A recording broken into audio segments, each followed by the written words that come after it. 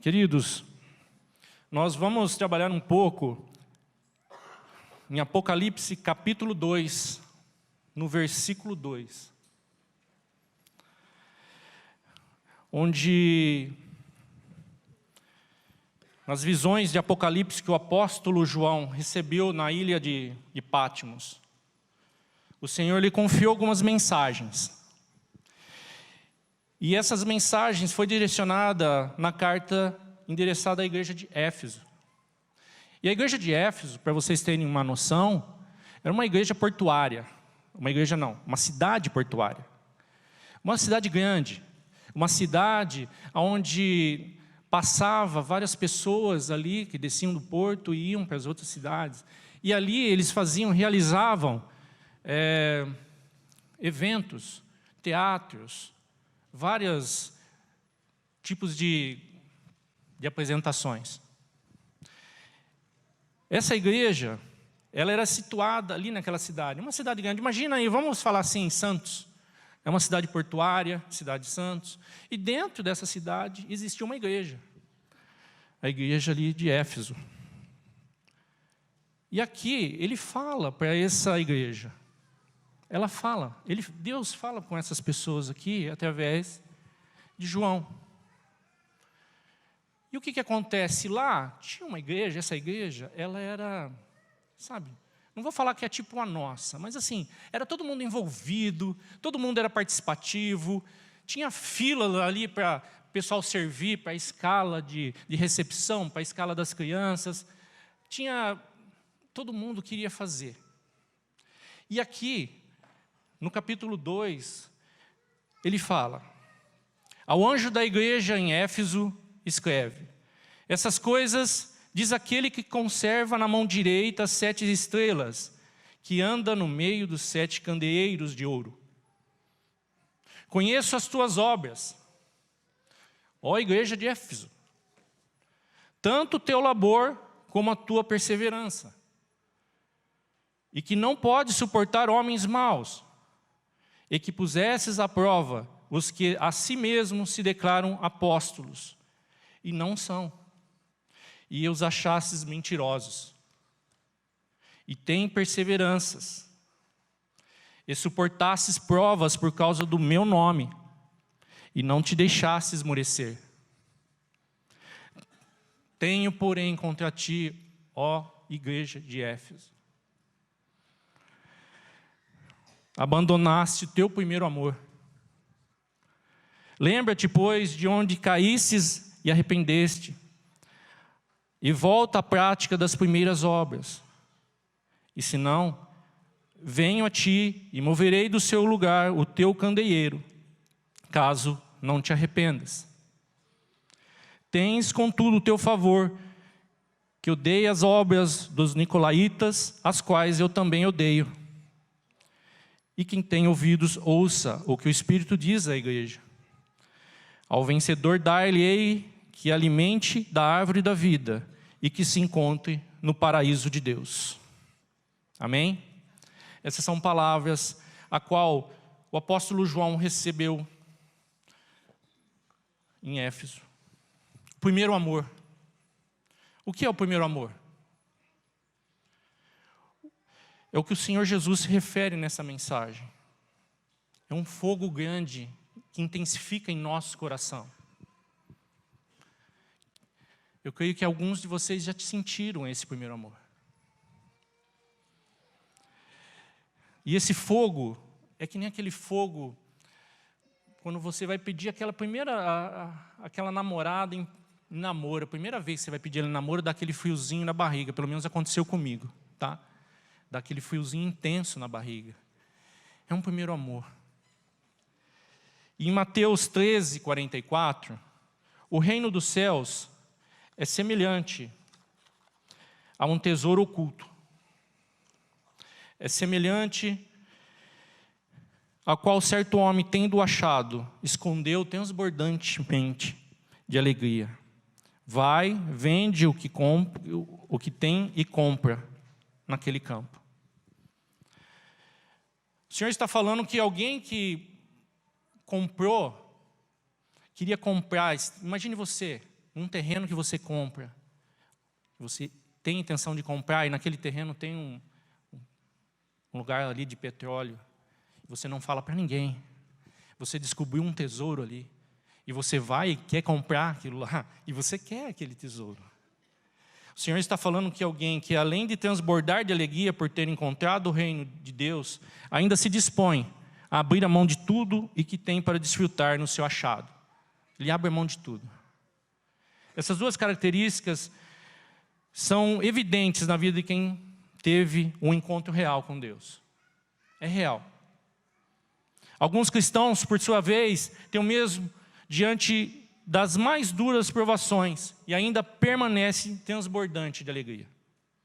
O primeiro amor é o nosso primeiro momento de relacionamento com Cristo.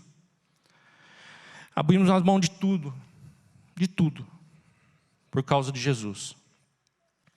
O reino de Deus passa a ser prioridade absoluta nas nossas vidas. E é quando amamos a Deus de todo o nosso coração e alma, com todas as nossas forças e entendimento. Esse primeiro amor nos leva a vivermos intensamente a fé. Foi assim desde o início da era cristã. Então, ouvindo ontem a pregação de ontem, do Antônio Marcos, a vibração toda dele, eu senti falta, precisava de um pouco mais. O meu primeiro amor, onde estava meu primeiro amor? Como que foi meu primeiro amor? Porque ele vibrava, era radiante aquele, era intenso. E contagiou o público que estava aqui, os jovens que estavam aqui.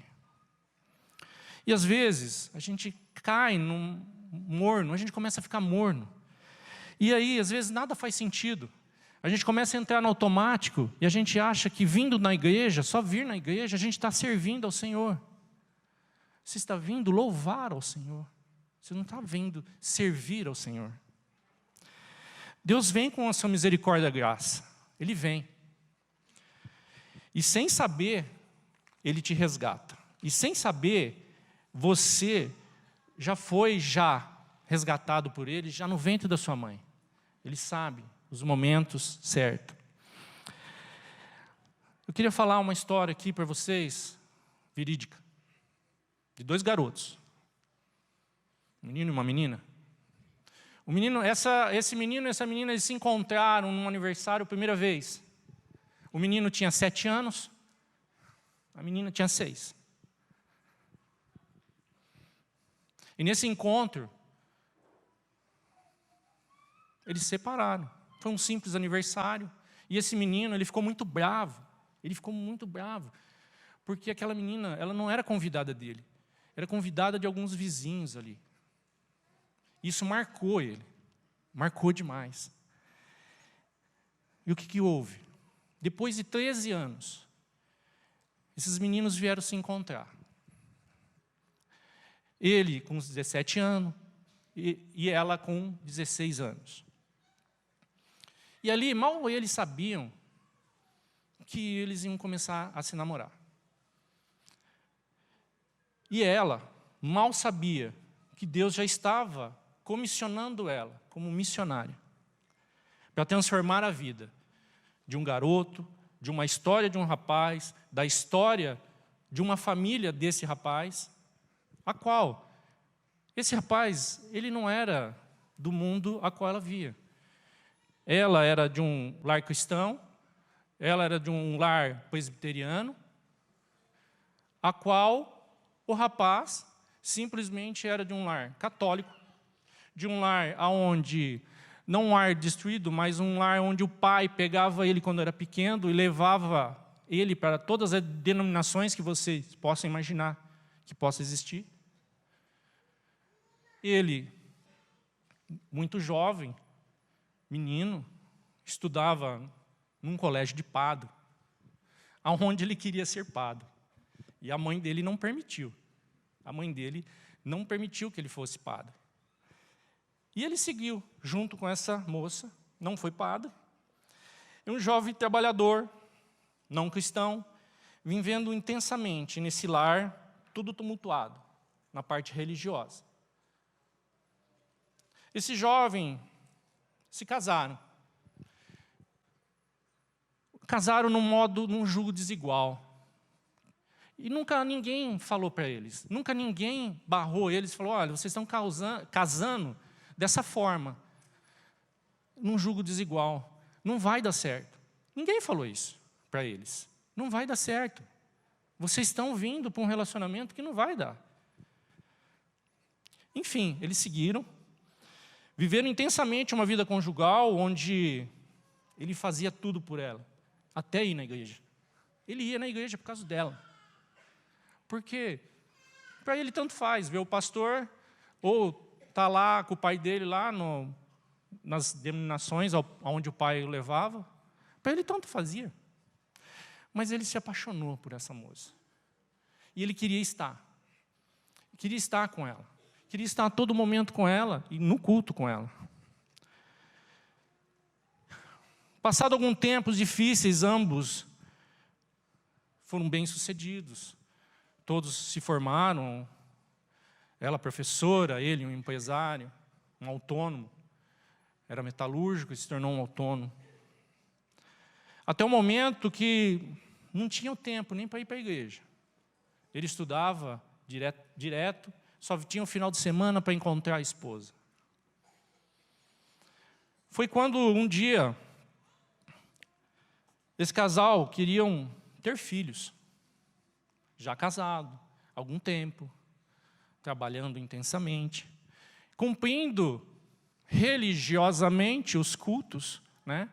Só ia na igreja, ok, tô bem com Deus, estou legal, voltava para casa. Os domingueiros, tá? Vou falar na minha linguagem, os domingueiros. Foi quando um dia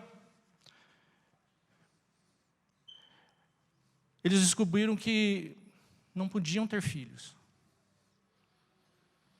E começou essa preocupação, por que está acontecendo? Será que é ele? Será que é ela? E começou a pesquisa, as buscas. E aquilo começou a bater no coração do casal, a angústia de, poxa, eu quero ter filho. Eu quero ter um filho. E esse casal viveu de uma forma sobrenatural do Senhor. Foram fiel. Só que o jovem não tinha. Esse jovem ele não tinha muito assim amadurecimento. E ele brigava com Deus. Ele brigava. Ele brigava de se trancar no banheiro, chorava, discutia com Deus, batia a boca com Deus dentro do banheiro. Era tudo difícil, era tudo muito difícil. E um dia, um belo dia, de tanto esperar, de tanta briga com Deus, esse casal foi fazer aqueles ultrassonografia, acho que é o nome correto. E foi nitidamente ali, começou, nitidamente o primeiro amor na vida daquele rapaz. Naquele vídeo, aparecia 2 pontinhos pretos. E Deus falava com ele. E esses são 2 filhos que estou dando para você. 2 filhos, o qual é a minha herança para você. Pare de reclamar, pare de ser uma criança mimada e se posicione. É isso que eu entendi. Mas eu não entendi se posicione. Depois desse dia, esse jovem, já homem, se decidiu batizar. Foi uma alegria. Foi uma festa ali na família, foi uma alegria porque a esposa orava pela conversão de fato daquele garoto. De fato, ele não era convertido. Mas ele aceitou. Ele aceitou Deus como seu único Salvador. Por que eu falo isso, queridos? Depois desse tempo, a garota, ela falou assim, poxa, eu gostaria de fazer uma viagem missionária. E essa viagem missionária aconteceu na vida dela como esse momento de consciência missionária. Apareceu lá na igreja lá, a qual ela pertencia quando era jovem, falando sobre missões. E ela queria um dia. Porque hoje, né, alguns pensam que Viagem missionária é você ter que ir lá para a África. Viagem missionária é você ir lá para povoado de quilombolas, em Sumidouro. Viagem missionária, ela não fazia ideia que nós podemos fazer ali fora, nós podemos fazer com nossos vizinhos. Ela não tinha essa noção. E nem o garoto sabia o que era a missão. Foram surpreendidos com esse missionário, novamente numa igreja, e lá houve um outro convite. E aí o casal foi para essa viagem. E a esposa colocou para o esposo, né? Falei, poxa, eu gostaria de ir. Porque lá na minha infância, eu vi um versículo ali que me mexeu comigo. Eu queria ir. Falei, tá bom. O garoto falou, tá bom. Ah, não ri, gente. Era uma surpresa, mas vamos lá. Bom, tá bom, eu vou lá, vou levar meus filhos. E ele foi levar os seus filhos para essa viagem. Ele queria só passear. Ele só queria andar de barco. Porque para você chegar nessa ilha, que era divisa com o litoral paulista, com o litoral do Paraná, levava 4 horas de barco. E quem precisasse de assistência médica, era essas 4 horas que você tinha que voltar dessa ilha. Não pegava celular, não pegava nada.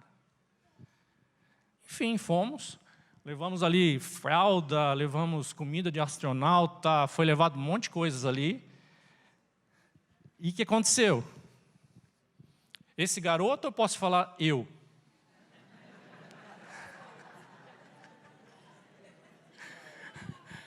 Bom, esse garoto, ou eu, fui impactado naquela manhã.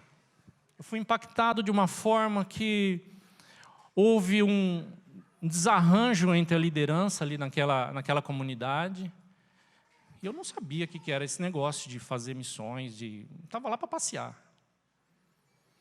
O que aconteceu? Aquele impacto, aquele primeiro amor que eu tive lá, no nascimento dos meus filhos, veio novamente. Veio novamente. E eu falei, Senhor. E nós ficamos lá 1 semana. Nós estávamos construindo uma igreja lá.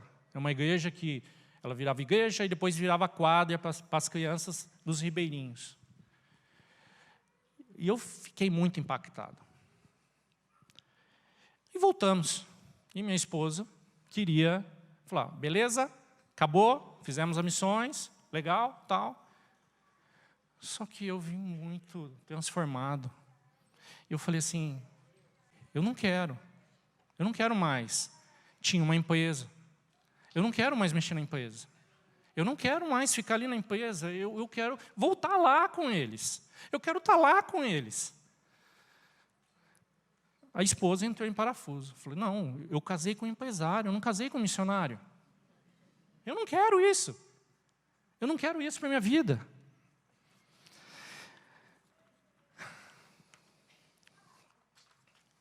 Estou anotando aqui para não me perder. Enfim, o rapaz ficou meio sem os parafusos. Aí começou os pastores da igreja, começou a me cercar lá. Falou, calma, vai devagar, não é assim, né? Eu com criança pequena, meus filhos foram conosco, era 4 anos de idade. E eu com o parafuso meio solto. Não, vamos vender aquilo lá, vamos parar com aquele negócio lá. E os pastores começaram a aproximar de mim. Eu não era membro ainda dessa igreja. Aqueles pastores com muito amor me ensinaram. Falaram, você vai fazer isso, você faz aquilo. E comecei a fazer cursos teológicos. Aí está incluído saber o que era esse negócio de missões, que eu não sabia o que era isso. Enfim, tudo isso foi criando forma. Tudo isso foi tendo uma dimensão que o pessoal de lá começou a ter uma consciência de o que era fazer missões. Nós começamos a mobilizar a igreja toda, e a igreja toda ia para a viagem. Chegou um momento que o pastor falou assim, pelo amor de Deus, eu não quero que você faça mais nada aqui. Eu falei, por quê, pastor? Ele falou, não, porque você está atrapalhando todos os ministérios. Eu falei, mas como assim? Eu falei, não, aqui não. Você vai fazer a tantos quilômetros da quadra aqui da igreja, mas não vai fazer aqui. Porque a igreja ficou toda impactada com os trabalhos com os ribeirinhos. E aí, o que eu comecei a fazer? Nós não tínhamos igreja na época lá. Aí eu saía para os amigos. Aparecia uma Assembleia de Deus, aparecia... Onde tinha igreja que está precisando de ajuda, a gente ia. Ia lá para Vale do Jequitinhonha. Nós fomos ali com o Arcanjo, né, Arcanjo? Que foi uma bênção. E a gente ia, levava o pessoal, levava a equipe, levava para o sertão. E todo mundo era transformado, todo mundo vivia, todas aquelas pessoas viviam intensamente aqueles momentos. Mas não foi fácil. A igreja estava toda mobilizada. A igreja muito consciente. Vamos fazer isso, enviava. Vamos fazer aquilo, vamos lá. E todo mundo envolvido. Só que chegou um momento, Deus chegou para mim e falou assim, eu não quero mais você aqui. Poxa, que negócio é esse? A igreja toda mobilizada, conhecia todos os membros da igreja, todos os empresários envolvidos. Senhor, não, seu tempo se encerra aqui. E isso trouxe uma tristeza muito grande para o pastor local. Eu falei, pastor, tenho que ir. Para onde você vai? Eu falei, não sei. Não sei para onde eu vou. Mas Deus não me quer aqui. Eu ouvi, conversei com ele isso. Mas eu conversei com a minha esposa. Falei, Di, não vai. Ele não quer. E nós quisemos dar um perdido, né? Falar, faz de conta que a gente não ouviu direito. E nada funcionava. Nada dava certo. Nada que mobilizava dava certo, nada funcionava. O Senhor, ok. Cheguei chorando em casa, perdi Lene. Cheguei no carro, falei assim, temos que sair. Nós saímos. Nossos filhos já eram alunos da escola, do colégio Ágape, mas nunca tive a pretensão, a intenção, nem passava pela minha cabeça de ser membro dessa igreja ou até entrar nessa igreja. Porque existia um conflito muito forte dentro de mim. O meu pai tinha um centro que é aqui na porta. O centro que ele participava era aqui na porta. E não se escandaliza não, meu irmão, que tá repreendido. Não se escandalizam não. Mas o meu conflito era grande. Eu falei, o que eu vou lá? Eu vou cruzar com ele lá. Eu vou subir ali, ele está ali entrando. O que eu vou fazer da minha vida? Sentei ali no último banco, ali onde está o pastor Djalma. Eu e minha esposa. Não queria saber de missões, não queria saber de igreja. Vinha só para congregar. Era o primeiro a ir embora e o último a chegar. E a gente viveu isso. Mas ainda tinha em memória aquele primeiro amor. Ainda tinha na memória aquele primeiro amor ainda. Tinha na minha cabeça, poxa, preciso fazer alguma coisa. Eu preciso fazer alguma coisa. Foi quando tive a oportunidade de conhecer o pastor Roberto. Ele foi até na minha casa. Sentamos ali 2h da tarde. Saímos ali mais de 7, 8 horas da noite. Ele falava de um sonho que ele tinha de poços artesiano. Como o pastor ontem falou aqui. O pastor ontem aqui, o Antônio Marcos, ele vibra, ele olha para tudo, ele já calcula em poços. Um poço, 26 mil, tá? Então um tênis aqui vale tanto, aquele outro tênis, e vai somando até dar o valor. E nós vínhamos conversando, e eu não estava suportando mais aquilo lá, estava muito dividido. Eu queria largar tudo. Não que surgiu qualquer coisa. Comecei aqui a ajudar. Ajudava aqui, cheguei liderando alguns trabalhos. E teve um Natal. Natal Ágape, o primeiro Natal Ágape. Eu não tinha nenhum voluntário. Eu não tinha nenhuma pessoa para me ajudar. Estava trabalhando. A Edilene chegou e falou assim, Léo, para tudo. Para tudo. E prepara aquele trabalho lá. O pastor Rodolfo, lá do Ceará, ele sempre falava, falei, pô, Léo, eu e você, nós somos ricos. Eu falei, por quê? Nós temos 2 esposas professoras. Eu falei, nós somos ricos. E aí, o que ele quis dizer naquele momento? Porque ela me bancou. Ela me bancou. E a gente já vinha se preparando para esse tempo todo. Para esse tempo todo, para estar junto num trabalho, na obra, mas sem pretensão de ficar integralmente. Porque eu sempre ajudei em missões. Eu sempre colaborei. Tinha coisas que começou a aparecer nas nossas vidas, começou a ficar constrangedor. Né? Começou a aparecer as coisas assim, as pessoas vêm, te abençoam. Ficava, não, a gente não queria aquilo lá, a gente não queria fazer. Mas é de mérito, Deus te honra. Amém por isso. Enfim, o que eu quero falar para vocês nessa manhã, que essa mudança de empresário para um pastor, não foi uma decisão fácil. Não foi um momento fácil para a minha família de largar tudo, em condições de vida favorável, financeiramente favorável. Não que o nosso sustento pastoral é ruim, tá? Não é isso. Mas eu tinha uma outra condição como empresário. Mas só que o primeiro amor falava mais alto. Como que eu ia largar tudo? E veio um convite. Venha ficar conosco. Aí virou um pandal. Nossa, virou uma bagunça em casa. Não, eu não quero isso. Não aceito. Não quero isso. Imagina. Você vai estar lá na igreja? Não. Olha, foi briga atrás de briga. Foi discussões atrás de discussões.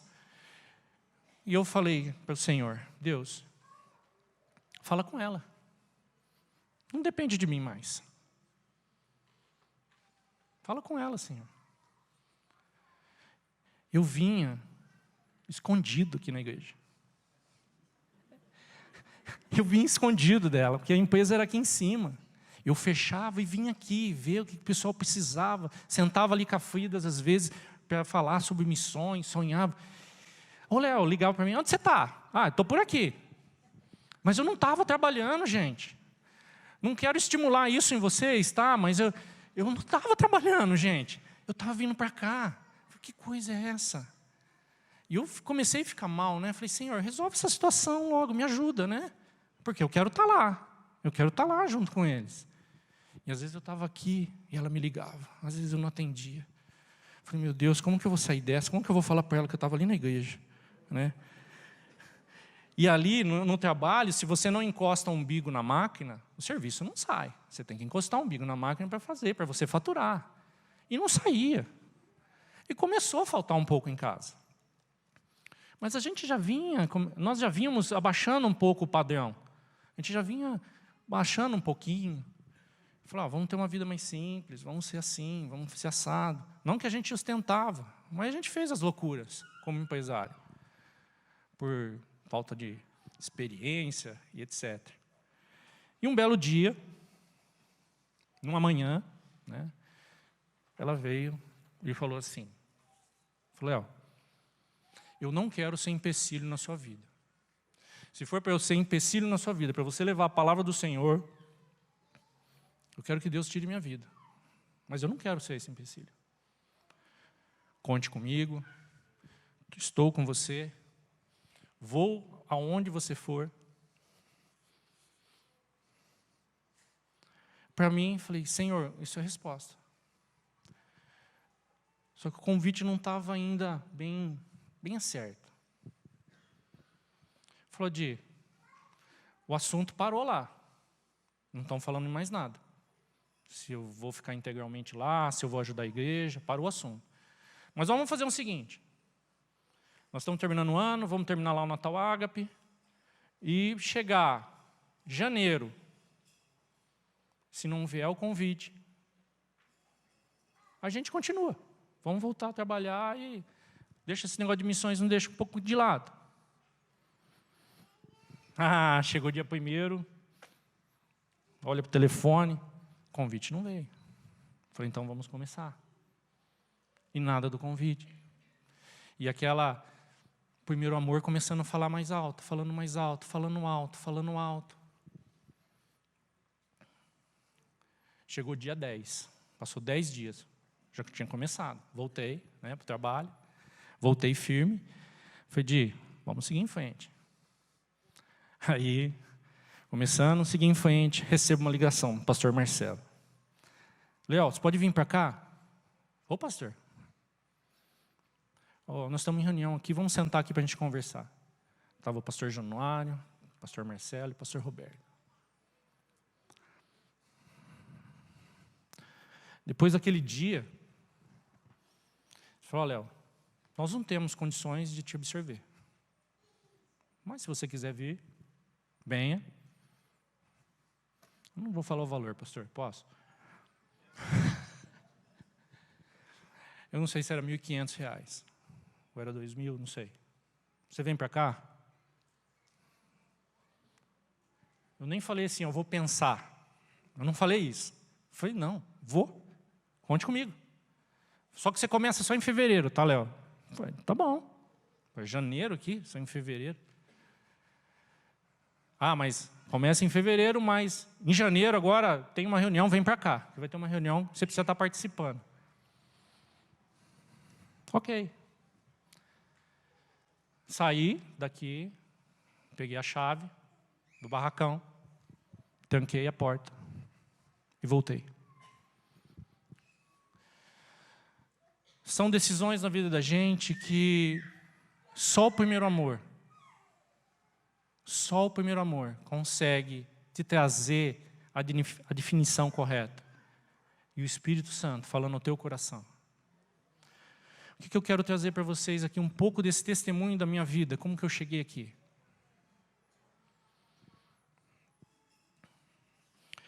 Nós não somos aí aquela história ali de Robin Hood, né, que rouba dos pobres, e não é essa história. Não é essa história que eu quero trazer para vocês. O que eu quero trazer para vocês e mostrar para vocês, o seu primeiro amor, onde está? O seu primeiro amor, quando foi? Você já sentiu esse primeiro amor? Vocês já puderam já desfrutar desse primeiro amor? Esse primeiro amor, onde ali em Apocalipse ele relata, onde ele fala, isso vem para mim no meu coração, eu conheço as tuas obras, eu conheço a tua obra, Igreja Batista Água, eu conheço a tua obra. Tanto o teu trabalho com a sua perseverança. E ele fala lá embaixo. Só que tenho, porém, contra ti, Léo. Tenho contra ti, ó igreja. O teu primeiro amor, onde está? Onde está seu primeiro amor? O que nós temos feito? O que nós temos feito com relação a missões? O que nós temos feito a abençoar vidas? O que nós temos feito? Eu estou falando por mim. Nós podemos fazer mais, como a gente comentei com a Marlene. Nós podemos fazer um pouquinho mais. Não que nós não estamos fazendo. Nós podemos fazer um pouco mais. Nós temos condições de fazer mais. Onde está o seu primeiro amor? Aonde está, ó igreja, quando nós precisamos de voluntários para ajudar? Cadê você, igreja? Onde os pais ali dos berçários, ali do berçário, voluntários para o berçário, Cadê vocês, voluntários? Cadê vocês para nos ajudar?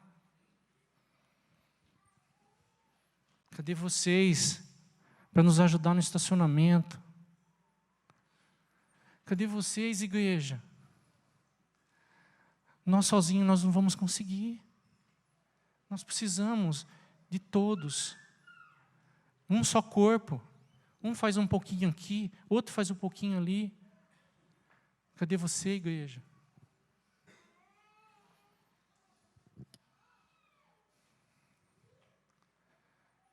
Eu me sentia acomodado na igreja. Eu me sentia muito incômodo. Porque eu só ficava sentado. Do tempo que eu namorei até o tempo que eu casei, eu só ficava sentado na igreja. Entrava vazio e saía vazio. O fato de você vir só na igreja não cumpre o ID. Não é só isso. Não é só isso. É mais. Não estamos falando de dinheiro, tá, gente? Não é dinheiro. Se disponha. Se disponha. Vai conhecer Sumidouro. Vai ter uma viagem agora em julho. Vai conhecer lá a realidade. O impacto que aquilo lá traz nas nossas vidas. O que você pode fazer? O que você pode fazer na vida de outra pessoa? Quero colocar diante de vocês nessa noite, nessa manhã, aqueles que gostariam de sentir esse primeiro amor, ou se já sentiram, ou se um dia já sentiu e agora você está afastado do Senhor. Vamos voltar a esse primeiro amor. Em Éfeso, a igreja, ela era quase um padrão. Quase um padrão. Mas eles começaram a esquecer o primeiro amor. Não deixa acontecer isso na vida de vocês. Independente do que você faz aqui na igreja ou deixa de fazer. Não deixa de ir para o Vale do Jequitinhonha. Não deixa. De algo de uma forma organizada. Não deixa de fazer algo por aqueles alunos que ali a Nancy realiza ali com as crianças, com os pais. Não deixa morrer isso em vocês. Não permita. Porque isso é o movimento da igreja. Isso é o movimento de missões, é o ID.